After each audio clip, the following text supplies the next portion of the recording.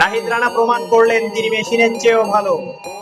আকাশ মেঘাচ্ছন্ন, ওদের দেখা নেই, গুমটে পরিবেশ, জ্বলছে ফ্লাড লাইট, মানে পেসাররা যেমনটা চান আর কি।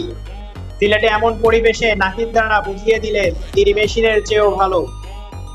দ্বিতীয় দিনের শুরুতে জিম্বাবুয়ের দুই ওপেনার বেন কারন ও ব্যানেটকে আউট করার পর লাঞ্চের আগে আগেই ফিরিয়েছেন জিম্বাবুয়ের অধিনায়ক আরভিনকে। নাহিদ 3টি উইকেট পেয়েছেন শর্ট বলে। দলীয় 69 রানে নাহিদের বাউন্সার শট লেগে মমিনুলের হাতে ক্যাচ দেন কারণ, যে ক্যাচ ধরে রেকর্ড করেছেন মমিনুলও। বাংলাদেশের হয়ে টেস্টে সর্বোচ্চ ক্যাচটি ধরার রেকর্ড করেছেন এই বাঁহাতি। এরপর নাহিদ ফেরান 50 করা ওপেনার ব্যানেটকে। দারুণ কিছু শট খেলে হয়তো অতি আত্মবিশ্বাসী হয়ে উঠেছিলেন ব্যানেট। নাহিদের করা পঞ্চম স্টাম্পের শর্ট বলে স্কোয়ার কাট করতে গিয়ে উইকেটের পিছনে ক্যাচ দেন তিনি।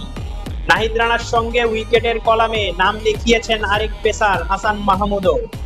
তিনি 3 নম্বরে ব্যাট করতে আসা নিকোলাস ওয়েলসকে দারুণ এক ইনসুইং ডেলিভারিতে বোল্ড করেছেন হাসান মাহমুদ।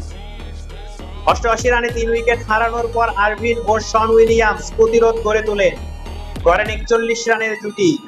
এই জুটি ভাঙতে নাজমুল হোসেন শান্ত লাঞ্চের মিনিট 20 আগে বোলিংয়ে আনেন নাহিদ রানাকে। এই স্পেলের দ্বিতীয় ওভারে ব্যাক অফ লেন্থে বলে জাকির আলীর হাতে ক্যাচ তুলে দেন আরভিন। শুরুতে আম্পায়ার আউট না দিলেও রিভিউ নেন নাজমুল, সফল হন। নাহিদের লড়াইটা এখনো যদিও শেষ হওয়ার কথা নয়। যিনি ম্যাচের আগে নাহিদের সঙ্গে বোলিং মেশিনের তুলনা দিয়ে খোঁচা দিয়েছিলেন, সেই উইলিয়ামস এখনো ক্রিজে ব্যাটিং করছে 33 রান নিয়ে।